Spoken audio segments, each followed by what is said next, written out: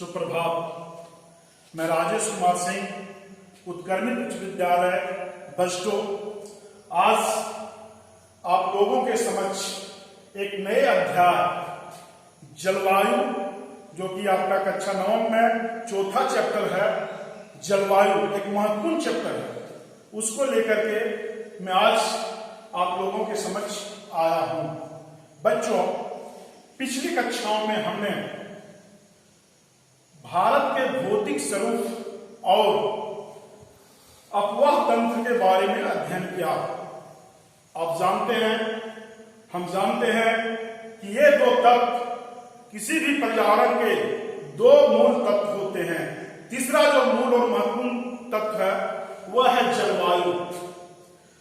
आपके समझ बहुत सारे प्रश्न उठते होंगे, जैसे कि हम ग्रीष्म ऋतु में सूती कपड़े क्यों पहनते हैं और शीत ऋतु में हम ऊनी कपड़े क्यों पहनते हैं। ये सारे प्रश्न आपके समझ उठता होगा। एक प्रश्न और है कि ग्रीष्म ऋतु में हमारे कपड़े बहुत जल्द ही सूख जाते हैं, है ना, सूख जाते हैं ना, लेकिन वही कपड़े जब वर्षा ऋतु में हम धोते हैं और उसको सुखाते हैं तो बहुत समय लग जाता है। शीत ऋतु में भी सूखने में थोड़ी कठिनाई होती है। इन सारे प्रश्नों का उत्तर जिस विषय से और जिस पॉइंट से हमको मिलेगा वही है जलवायु। जलवायु में हम इन्हीं सारे तत्वों और प्रश्नों के उत्तर जानने का प्रयास करेंगे। जलवायु क्या है? जलवायु जानने के पूर्व हमें मौसम के बारे में जानकारी प्राप्त करना होगा। मौसम क्या है? आप देखते होंगे, एक दिन का उदाहरण ले लीजिए।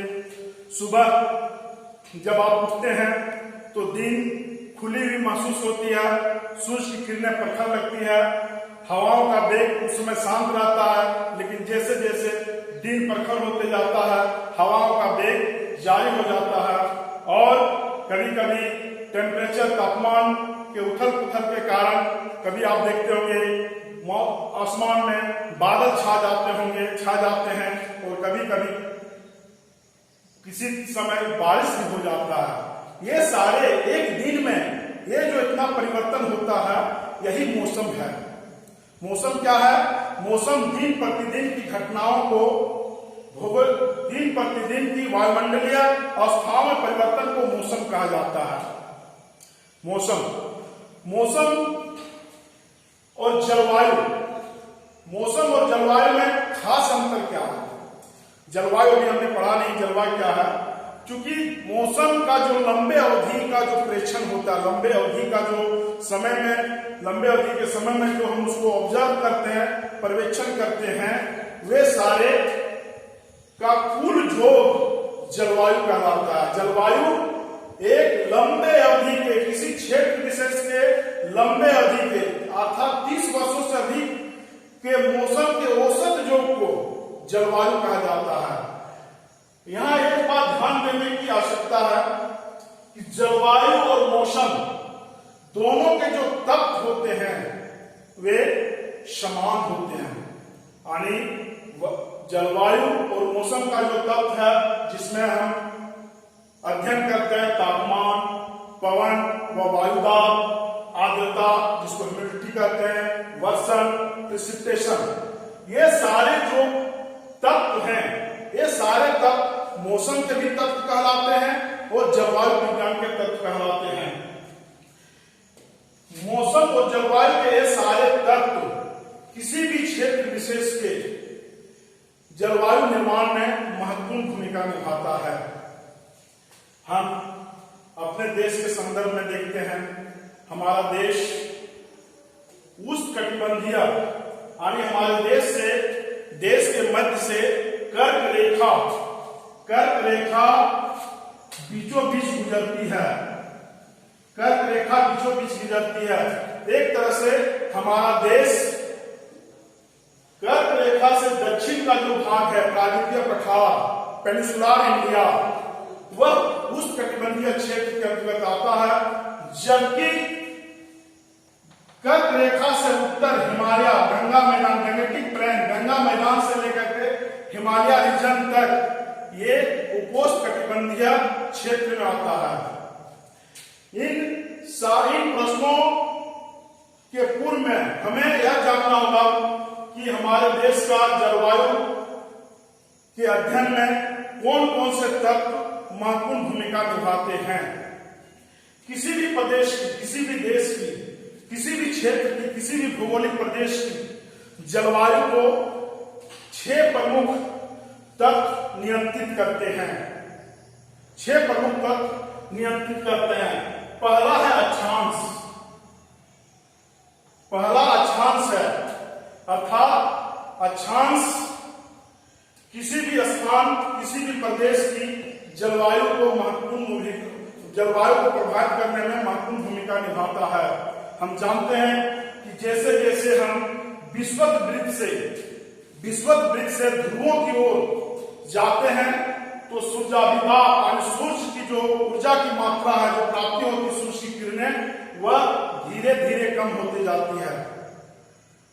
तो अक्षांश जलवायु, किसी प्रदेश के जलवायु को नियंत्रित करने में महत्वपूर्ण भूमिका निभाता है।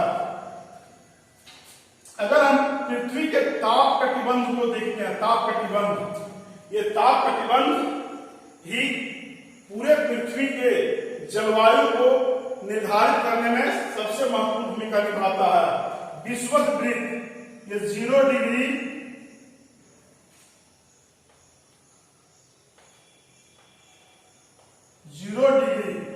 ये विषुवत वृत्त के 23.5 डिग्री उत्तर, जो कि कर्क रेखा कहलाता है नॉर्थ, 23.5 डिग्री नॉर्थ, और विषुवत वृत्त के 23.5 डिग्री दक्षिण, जो कि कर्क रेखा कहलाता है।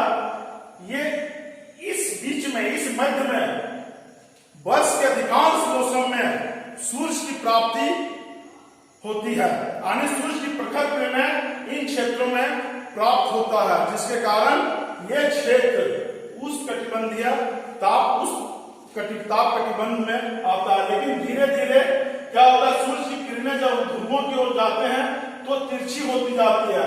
यही ताप की प्राप्ति के कारण पृथ्वी को 3 ताप कटिबंध में बांटा गया है। 3 मुख्यतः ताप कटिबंध में बांटा गया है। उष्ण कटिबंध, शीतोष्ण कटिबंध और शीत कटिबंध। कर्क और मकर रेखा के बीच को उष्ण कटिबंध कहते हैं। 23.5 डिग्री नॉर्थ उत्तर से 66.5 डिग्री के मध्य को शीतोष्ण ताप कटिबंध कहते हैं।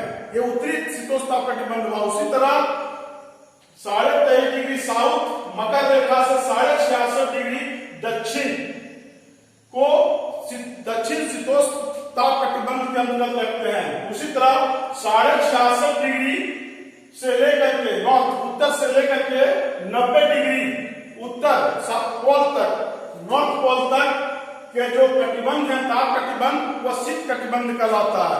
ठीक दक्षिण ध्रुव में भी स्थिति उसी प्रकार की होती है, जिसको हम दक्षिण शीतोष्ण कटिबंध कहते हैं, और ये दक्षिण शीत कटिबंध कहते हैं। इसकी भी स्थिति 66.5 डिग्री दक्षिण से साउथ पोल 90 डिग्री तक होता है। तो यह ताप कटिबंध किसी भी स्थान, किसी भी क्षेत्र, किसी भी प्रदेश के जलवायु को नियंत्रित करती है, और इसी के आधार पर उस क्षेत्र की जलवायु विकसित होती है। अब दूसरा है कि ऊंचाई या पूर्णता।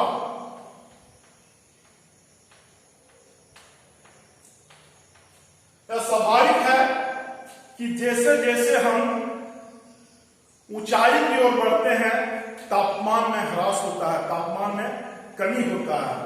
ऊंचाई किसी भी क्षेत्र की जलवायु को यह भी नियंत्रित करती है।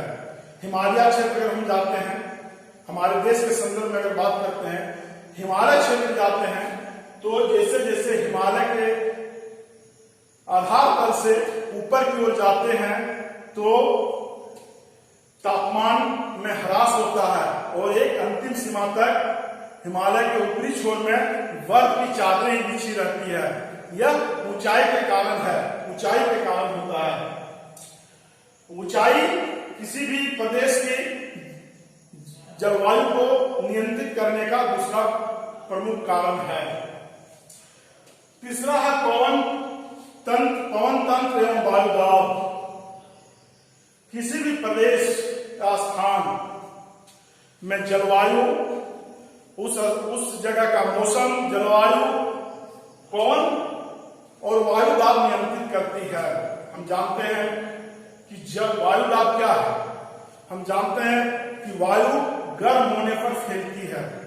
जिन क्षेत्रों में सूर्याभिताप, सूर्य की मात्रा अधिक पड़ती है, वैसे क्षेत्रों में सूर्य की किरणों के कारण, सूर्याभिताप के कारण हवाएं गर्म होकर के ऊपर की ओर उठ जाती है। तो ऐसे क्षेत्र निम्न दाब के रूप में परिवर्तित हो जाते हैं।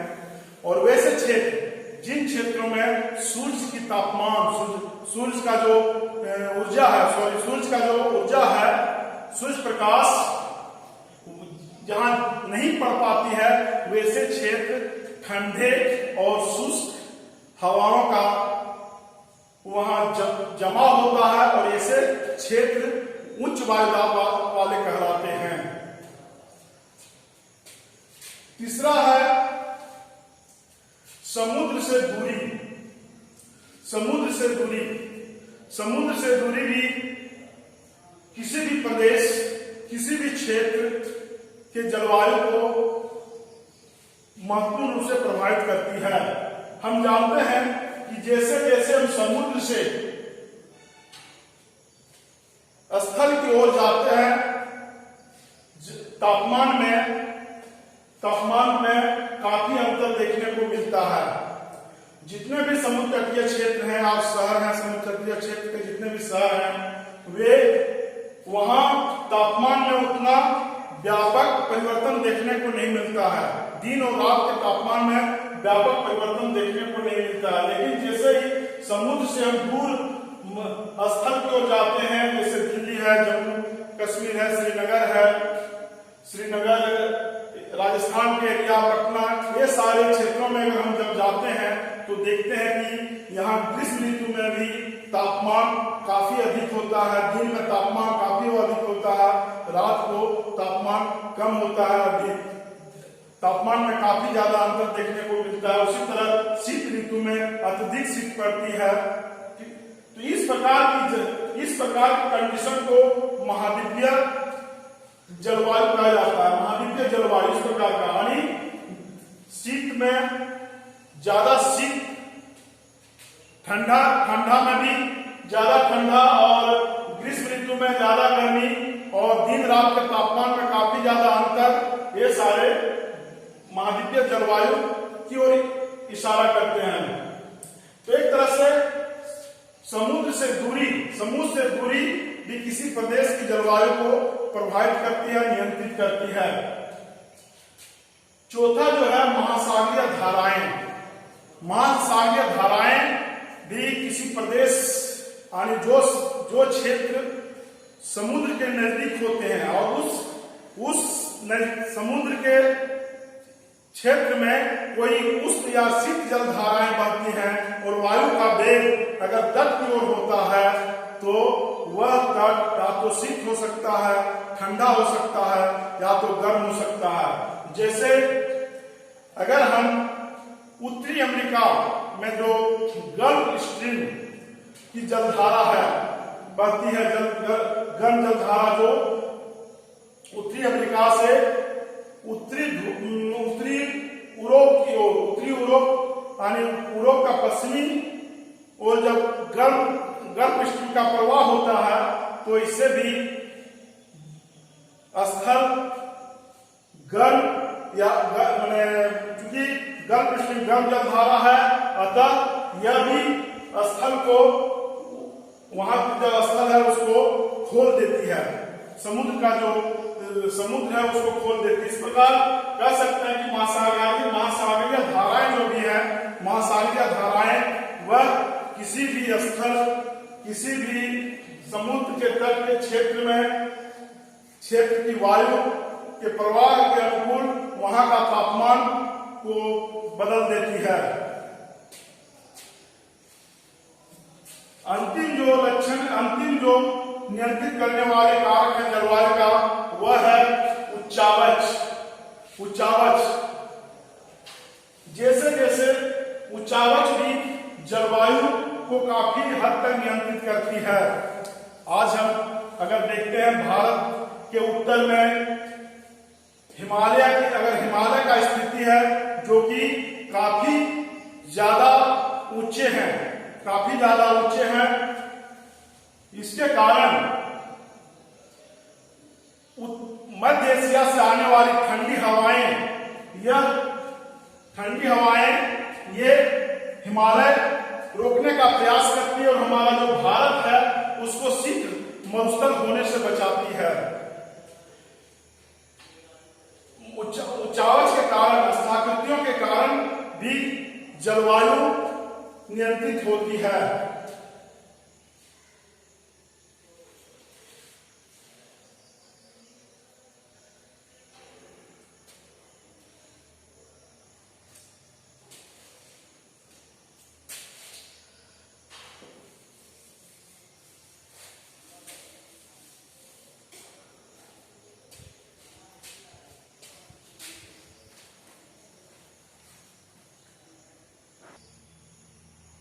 हाँ, तो बच्चों, हमने अभी तक जाना कि जलवायु को नियंत्रित कौन कौन से कारक करते हैं और ये किसी प्रदेश के जलवायु को पूर्णतः नियंत्रित और प्रभावित करने का प्रयास करते हैं। हम आगे जानने का प्रयास करेंगे भारत की जलवायु को प्रभावित करने वाले कारक कौन कौन से हैं। सबसे पहले भारत की जलवायु को प्रभावित करने में जो महत्वपूर्ण कारक हैं वह है अक्षांश। भारत के मध्य से कर्क वृत्त 23.5 डिग्री उत्तरी अक्षांश, जो कि कर्क रेखा के नाम से जानी जाती है, कि मध्य से होकर गुजरती है। कर्क वृत्त के कारण भारत का दक्षिणी भाग, हमने पीछे भी हमने बताया कि दक्षिण भाग भारत का उष्णकटिबंधीय क्षेत्र के अंतर्गत आता है और कर्क रेखा से उत्तर उपोष्णकटिबंधीय क्षेत्र में आता है। हम जानते हैं कि यह कर्क रेखा के कारण शेष भाग जो है उपोष्णकटिबंधीय क्षेत्र के अंतर्गत आता है। यह अक्षांश भारत की जलवायु को व्यापक रूप से अक्षांश रेखा प्रभावित करती है। अर्थात यह विषुवत रेखा से उत्तर की ओर उष्णकटिबंधीय क्षेत्र में भारत की स्थिति है और उष्णकटिबंधीय स्थिति के कारण यहाँ की जलवायु को हम दो कैटेगरी में रख सकते हैं, मुख्यतः उष्णकटिबंधीय और उपोष्णकटिबंधीय। दूसरा जो है भारत की जलवायु को प्रभावित करने वाला, नियंत्रित करने वाला, वह है वायुदाब एवं धरातलीय पवनें। वायुदाब यानी ग्रीष्म ऋतु में क्या होता है, भारत में सूर्य प्रकाश की प्रखर किरणों के कारण उत्तरी भारत निम्न दाब में परिवर्तित हो जाता है, जबकि समुद्री क्षेत्र उच्च दाब में बने रहते हैं। और इस स्थिति में समुद्र के उच्च दाब क्षेत्र से ग्रीष्म ऋतु में हवाएं उत्तरी क्षेत्र की ओर निम्न दाब के क्षेत्र में प्रवाहित होती है और ये भारत जो है उत्तरी पूर्वी व्यापारिक पवन क्षेत्र के अंतर्गत आता है। अर्थात यह जो भारत है उत्तर पूर्वी व्यापारिक पवनों के अंतर्गत आता है और ये पवनें भारत की जलवायु को प्रभावित करती है। दूसरा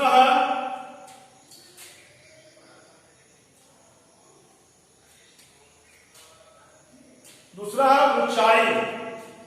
भारत हिमालय का जो ऊंचाई है औसत 6,000 मीटर है, और जबकि तटीय मैदान की ऊंचाई 30 मीटर है। यह जो धरातल का जो असमान ऊंचाई है वह भी भारतीय जलवायु को प्रभावित करती है, नियंत्रित करती है। दूसरा नेक्स्ट जो है भारत की जलवायु को प्रभावित करने में वह है ऊपरी वायु संचलन, यानी जेट धाराएं। जेट धारा है क्या? जेट धाराएं 27 डिग्री से 30 डिग्री अक्षांशों के मध्य ऊपरी यानी क्षोभ मंडल में चलने वाली तीव्र पवन की धाराएं हैं। यह गर्मी में 110 किलोमीटर प्रति घंटा की रफ्तार से और शीत ऋतु में 184 किलोमीटर प्रति घंटा की रफ्तार से चलती है। ये जेट धाराएं भी हमारे देश के जलवायु को महत्वपूर्ण रूप से नियंत्रित करने का प्रयास करती है। तीसरा जो है पश्चिमी विक्षोभ और उष्णकटिबंधीय चक्रवात। भूमध्य सागर में अमूमन शीत ऋतु में पश्चिमी विक्षोभ की उत्पत्ति होती है और इसका प्रभाव पूरे उत्तरी एवं उत्तरी पश्चिमी भारत में होता है। गंगा के मैदान तक इसका प्रभाव होता है, और साथ ही साथ पूर्वी समुद्र का जो उष्णकटिबंधीय सागर क्षेत्र है वहां से भी अक्टूबर और सितंबर के मध्य शक्तिशाली चक्रवात उठा करते हैं, और ये चक्रवात भी हमारे देश की जलवायु को नियंत्रित प्रभावित करने का प्रयास करती है। आगे तक कि हम जानते हैं कि भारत जो है उत्तरी पूर्वी व्यापारी पवन के अंतर्गत आता है, और ये पवन क्षेत्र के कारण यहां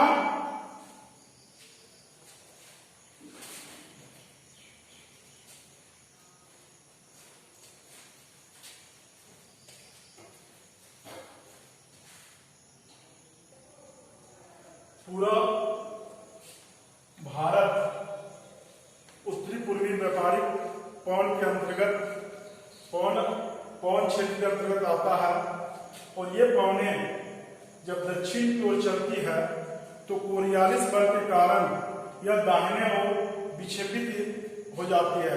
कोरियालिस बल क्या है? कोरियालिस बल पृथ्वी के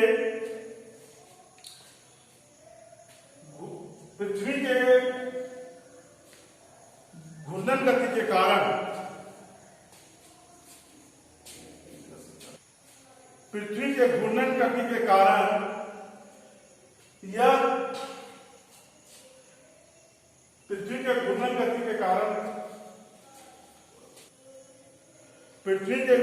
के कारण उत्पन्न आभासी बल के कारण ये पवनें विक्षेपित हो जाती है, यानी उत्तरी गोलार्ध में दाहिनी ओर विक्षेपित हो जाती है और दक्षिणी गोलार्ध में बाईं ओर विक्षेपित हो जाती है।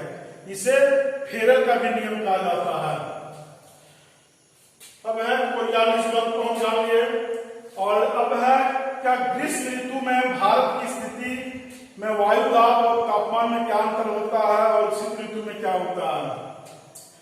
ग्रीष्म ऋतु में सूर्य यहाँ लंबवत चमकता है, उस कर्क रेखा में लंबवत चमकने के कारण पूरे भारत में सूर्य के प्रकाश की प्राप्ति बहुत अधिक होती है, जिसके कारण पूरा उत्तरी भारत में सूर्याताप की अधिक प्राप्ति के कारण यह क्षेत्र निम्न दाब के रूप में परिवर्तित हो जाता है। इस समय पश्चिमी राजस्थान, दिल्ली आदि शहरों का तापमान 40 डिग्री सेंटीग्रेड से अधिक हो जाता है, और वहीं तटीय क्षेत्रों में तापमान 39 डिग्री के आसपास होता है। पूरा क्षेत्र ग्रीष्म ऋतु में पूरा क्षेत्र काफी सूर्य प्रकाश की मात्रा प्राप्त करती है, और इसके कारण ये क्षेत्र, पूरा क्षेत्र निम्न दाब में परिवर्तित हो जाता है और इस समय हवाएं समुद्र से स्थल की ओर चलती है। और जिसके लेकिन शीत ऋतु में स्थिति विपरीत होती है। यह क्षेत्र पूरा अत्यंत सूर्य प्रकाश अत्यंत कम मात्रा में प्राप्त होने के कारण यह उच्च दाब में परिवर्तित हो जाता है और समुद्र निम्न दाब में रहता है, जिसके कारण हवाएं स्थल से समुद्र की ओर प्रवाहित होती है। ग्रीष्म ऋतु में हवाएं समुद्र से स्थल की प्रवाहित होती है, लेकिन शीत ऋतु में हवाएं स्थल से समुद्र की ओर प्रवाहित होती है और ग्रीष्म ऋतु में समुद्र से स्थल की ओर प्रवाहित होती है। यह स्थिति बनता है। शीत ऋतु में हिमालय के उत्तर में उच्च दाब होता है। इस क्षेत्र की शीत व ठंडी शुष्क हवाएं दक्षिण में निम्न दाब वाले महासागरों में प्रवाहित होती है, जिसके कारण होता है क्या, यहाँ की जो उच्च दाब की हवाएं हैं वह समुद्र की ओर चलती है, समुद्र की ओर चलना प्रारंभ करती है। शीत ऋतु में कंडीशन होता है, लेकिन ग्रीष्म ऋतु में स्थिति होता है ये निम्न दाब में परिवर्तित होता है और ये उच्च दाब रहता है। इससे हवाएं समुद्र से हवाएं स्थल की ओर चलना प्रारंभ करती है। हमने भारतीय मानसून को भारतीय जलवायु को प्रभावित करने वाले कारकों के बारे में जाना। अब आगे हम पढ़ेंगे भारतीय मानसून। यहाँ यह ध्यान देने की बात है बच्चों, भारत उष्णकटिबंधीय क्षेत्र एवं उपोष्णकटिबंधीय क्षेत्र में स्थित है, जिसके कारण यहाँ की जलवायु उष्णकटिबंधीय एवं उपोष्णकटिबंधीय प्रकार की जलवायु है। लेकिन प्रश्न उठता है, भारत की जलवायु को मानसूनी जलवायु क्यों कहते हैं? भारत में मानसूनी जलवायु कहने का जलवायु का विकास क्यों हुआ है? भारत में मानसूनी जलवायु का विकास यानी मौसम दोनों ऋतुओं में हवाओं के पवनों के दिशाओं में परिवर्तन के कारण यहाँ की जलवायु एक अलग प्रकार से विकसित हुई है, जिसको मानसूनी जलवायु कहा जाता है। मानसून शब्द की उत्पत्ति कैसे हुई है? मानसून शब्द ऐसा माना जाता है कि मध्यकाल में जो अरब के देश के लोग व्यापारी भारत व्यापार करने के लिए आते थे, तो इन हवाओं के कारण उन्हें आने जाने में सुविधा प्रदान होती थी और अरब के लोगों के द्वारा अरब भाषा में ही मानसून शब्द का जो उत्पत्ति हुआ है, मौसिम शब्द से मानसून शब्द का उत्पत्ति हुआ है। मानसून शब्द की उत्पत्ति अरबी भाषा के मौसिम शब्द से हुआ है, जिसका अर्थ होता है मौसम। मानसून साल भर में वायु के दिशाओं में परिवर्तन के कारण यानी 6 महीने हवाएं स्थल से समुद्र की ओर और 6 महीने हवाएं समुद्र से स्थल की ओर प्रवाहित होता है। इस कारण से मानसून की उत्पत्ति हुई है। भारत में मानसून की जो जलवायु विकसित हुई है वह पवन तंत्र के विकास के कारण हुआ। उत्तरी ग्रीष्म ऋतु में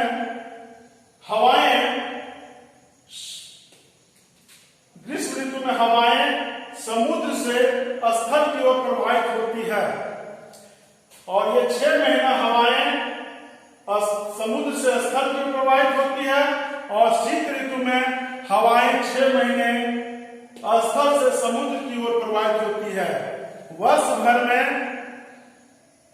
हवाओं के रुख में ये जो परिवर्तन होता है, इसी परिवर्तन के कारण भारत की जलवायु को मानसूनी जलवायु कहा जाता है।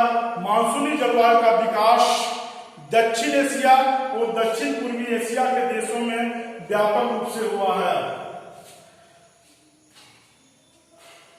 मानसून का अर्थ और मानसून क्या है, इसके बारे में हमने अभी जाना। और भारत को एक बहुत बड़ा, हमारा भारत जो है बहुत बड़ा देश है, जिसके कारण जिसे उपमहाद्वीप कहते हैं। इसके कारण भारत के अंदर ही अनेक प्रादेशिक विभिन्नताएं मिलती हैं, अनेक प्रकार की प्रादेशिक विभिन्नताएं मिलती हैं, जलवायु की प्रादेशिक विभिन्नता मिलती है। उत्तरी क्षेत्रों में, मैदानी क्षेत्रों में तापमान में काफी परिवर्तन देखने को मिलता है, जबकि समुद्र तटीय क्षेत्रों में तापमान जो दैनिक तापांतर है वह कम देखने को मिलता है।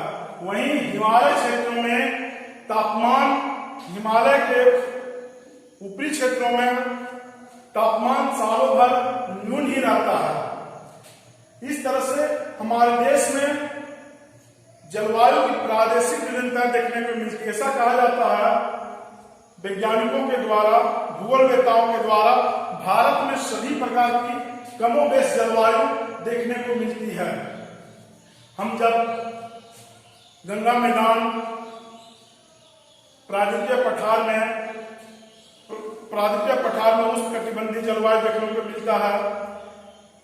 प्रायद्वीपीय भारत के पश्चात उत्तरी भारत और हिमालय क्षेत्रों में उपोष्णकटिबंधीय जलवायु को देखने को मिलता है। और हम जब हिमालय के रीजन में, हिमालय में के धरातल से जब ऊपर की ओर जाते हैं तो सभी प्रकार की जलवायु, जैसे शीतोष्ण जलवायु, शीत जलवायु, टुंड्रा, ये सारे जलवायु देखने को मिलता है। वहीं दक्षिण भारत की ओर अगर हम अंडमान निकोबार और दक्षिण के राज्यों की जलवायु को अगर देखते हैं तो विषुवत रेखा के नजदीक, क्योंकि भारत का जो अक्षांशीय विस्तार होता है 8 डिग्री 4 मिनट उत्तर, यानी 0 डिग्री विषुवत रेखा से 8 डिग्री 4 मिनट उत्तर से हमारे देश की स्थिति प्रारंभ होती है। तो ये विषुवत वृत्त के कारण इन राज्यों में विषुवत रेखीय जलवायु के सदृश जलवायु मिलती है। इस प्रकार से हमारे देश में पूरे देश के अंदर प्रादेशिक जलवायु विभिन्नता देखने को मिलती है। हम यहाँ एक बात ध्यान देंगे कि भारत में मानसून की जो उत्पत्ति होती है, मानसून जलवायु का जो प्रादुर्भाव होता है, उद्गम होता है, उसको हम किस तरह से समझने का प्रयास करेंगे। यह मानसून परिघटना को समझने के लिए भारत में कुछ भौगोलिक और कुछ भौगोलिक कंडीशन को समझना आवश्यक होगा। पहला जो कंडीशन है वह है स्थल व जल का गर्म व ठंडे होने की विभेदीकरण प्रक्रिया, अर्थात गर्म स्थल एवं जल गर्म होने की विभेदीकरण प्रक्रिया, यानी स्थल भाग सूर्य प्रकाश के कारण बहुत जल्द ही गर्म हो जाता है, वहीं जल भाग सूर्य के प्रकाश की प्राप्ति के कारण धीरे धीरे जल भाग गर्म होता है। एक तो दिन और रात में भी अंतर होता है। दिन में स्थल भाग बहुत जल्दी गर्म हो जाते हैं और ये हवाएं गर्म होकर के निम्न दाब के रूप में स्थल भाग को परिवर्तित कर देती है, जबकि समुद्र की जो जल है, सागरों की जो जल है वह धीरे धीरे गर्म होती है और दिन में उच्च दाब की स्थिति उत्पन्न होता है। वहीं रात में विपरीत होता है, स्थल बहुत जल्द ही ठंडा हो जाता है और उच्च दाब में परिवर्तित हो जाता है, जबकि सागर का जो दिन में धीरे धीरे सूर्य ऊर्जा की प्राप्ति के कारण गर्म होता है तो वह निम्न दाब में परिवर्तित हो जाता है। तो रात में स्थल भाग से समुद्र की ओर जो हवाएं चलती है उसे स्थलीय समीर कहा जाता है, और दिन में समुद्र से जो स्थल की ओर हवाएं चलती हैं वह समुद्री समीर के नाम से जाना जाता है। यह हुआ दैनिक से। लेकिन वर्ष भर में भारत के स्थलीय भाग और भारत के जो तीनों ओर जो जल से घिरे क्षेत्र हैं, बंगाल की खाड़ी, अरब सागर और हिंद महासागर, ये क्षेत्र वर्ष भर में इन क्षेत्रों में दो स्थिति देखने को मिलता है। ग्रीष्म ऋतु में होता है क्या? ग्रीष्म ऋतु में पूरे उत्तरी भारत में सूर्य प्रकाश के कारण, सूर्याभिताप की प्राप्ति के कारण ये निम्न दाब क्षेत्र में परिवर्तित हो जाता है। उच्च निम्न दाब, इसको निम्न दाब गर्त के रूप में भी कह सकते हैं। निम्न दाब गर्त के रूप में विकास होता है। लेकिन वहीं शीत ऋतु में होता है क्या? स्थिति विपरीत होता है। ये समुद्री जो क्षेत्र होते हैं ये निम्न दाब के क्षेत्र के रूप में परिवर्तित हो जाते हैं, और स्थल भाग जो है शीत ऋतु में तापमान गिरने के कारण ये उच्च दाब में परिवर्तित हो जाता है, और हवाएं स्थल से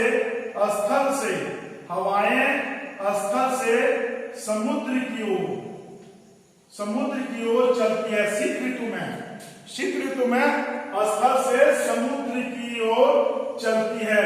वहीं ग्रीष्म ऋतु में ये निम्न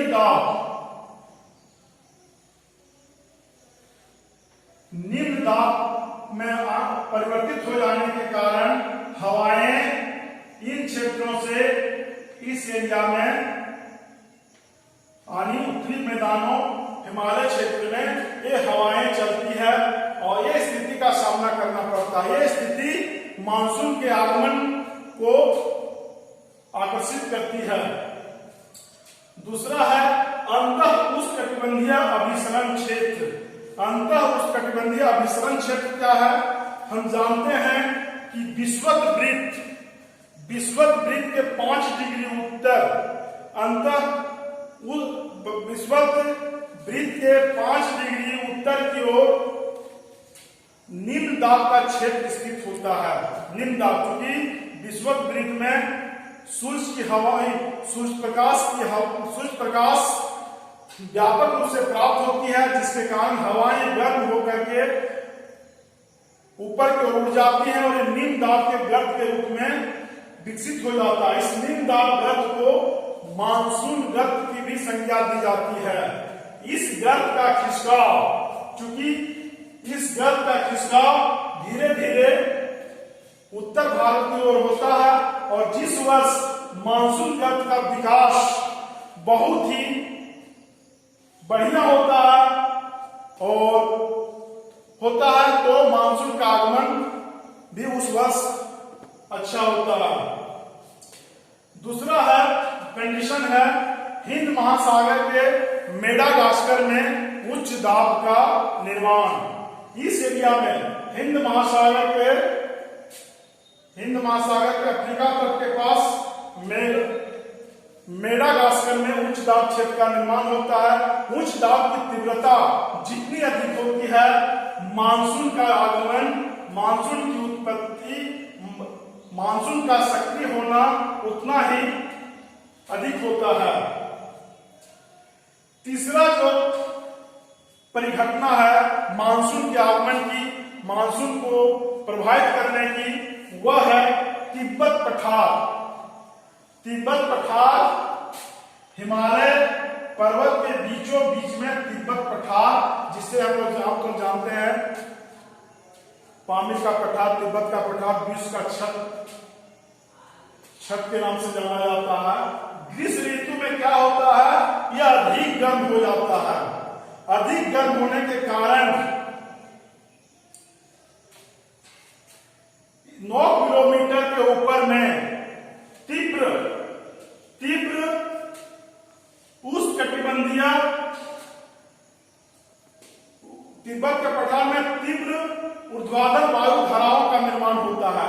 तिब्बत के पठार में क्या होता है कि यह गर्म हो जाता है। गर्म हो जाने के कारण ऊर्ध्वाधर हवाओं का विकास होता है और यह भी वायु धाराएं मानसून को प्रभावित करती है।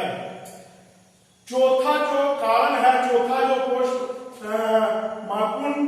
मानसून परिघटना का जो कारण है वह है हिमालय के उत्तर एवं प्रायद्वीपीय पठार में, प्रायद्वीपीय भारत में जेट धाराओं का विकास। अर्थात क्या होता है कि हिमालय के उत्तर में पश्चिमी जेट धाराओं का विकास होता है। वहीं प्रायद्वीपीय भारत में 14 डिग्री अक्षांश के आसपास उष्णकटिबंधीय जेट धाराओं का प्रभाव होता है। ये जेट धाराएं भी बहुत तीव्र गति से चलती हैं और ये मानसून को खींचने का भी प्रयास करता है। नेक्स्ट है दक्षिण प्रशांत महासागर। प्रशांत महासागर, उत्तरी प्रशांत महासागर, दक्षिणी प्रशांत महासागर।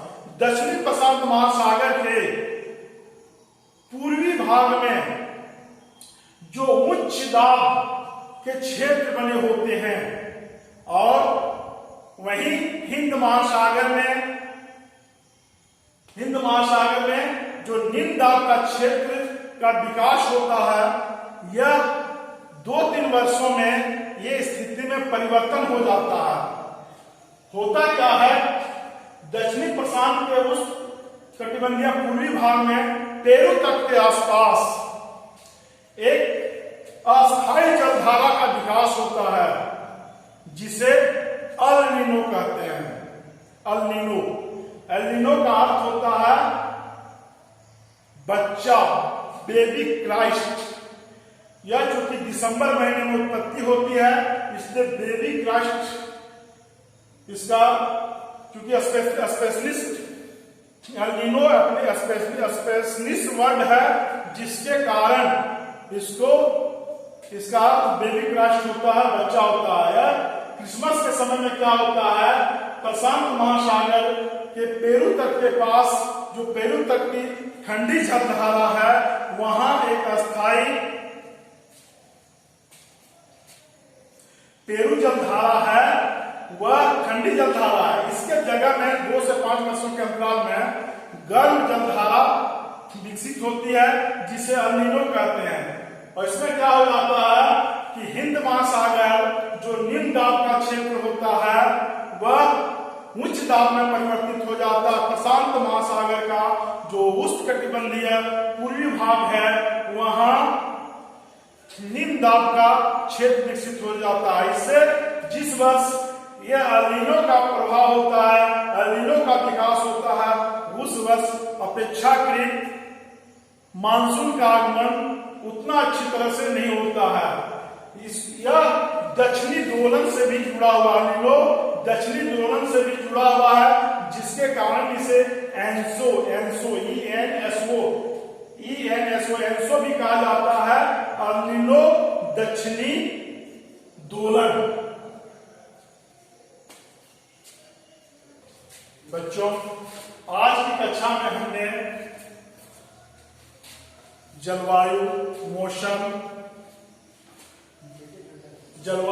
के तत्व, किसी स्थान प्रदेश की जलवायु को नियंत्रित करने वाले कारक, भारत की जलवायु को नियंत्रित करने वाले कारक, भारतीय मानसून की उत्पत्ति, मानसून क्या है, मानसून शब्द की उत्पत्ति कैसे हुई है, भारतीय मानसून को कौन कौन से भौगोलिक परिघटनाएं मानसून के उद्भव में महत्वपूर्ण भूमिका निभाती है। इन सारे तथ्यों की जानकारी प्राप्त किए आगे की कक्षा में हम मानसून का आगमन, मानसून की वापसी और भारत में कौन कौन सी ऋतुएं पाई जाती है, इन सारे बिंदुओं का अध्ययन करेंगे। धन्यवाद।